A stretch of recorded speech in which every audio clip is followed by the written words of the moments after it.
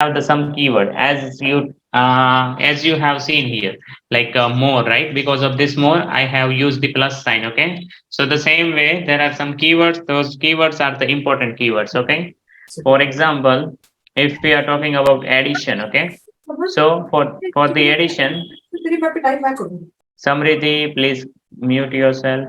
Okay, thank you. So, like when we have to add, so you will get this type of words, okay, in the in the sentence, like sum, total, altogether, more than, greater than, increase by, plus, added. If you're getting this type of words, then what to do? You have to add, okay. Now let's talk about when we have to do the subtract. So you may get this type of words, okay? Difference, less than, decrease by, minus, subtracted from, taken away, this type of wordings, okay?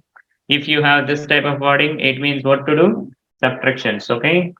And then let's talk about when to do the multiplication. So basically, we have to multiply when some words you can see this type of words, product of a two number, one number is a twice of another, the number will get double or thrice or two times or anything, okay? Like multiply by, like this type of word will be there and that indicates the multiplication operation, okay?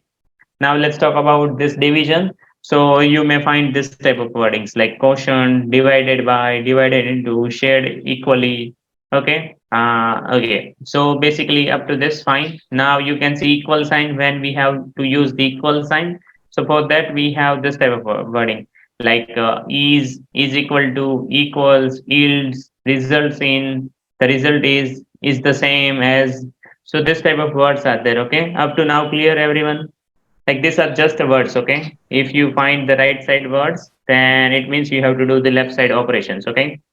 And I can see everybody is okay with this. Arosh, what is your doubt? Oh, I sorry, don't sorry. have a doubt. Yes, yes, I have seen you are showing me thumbs up, so it's fine.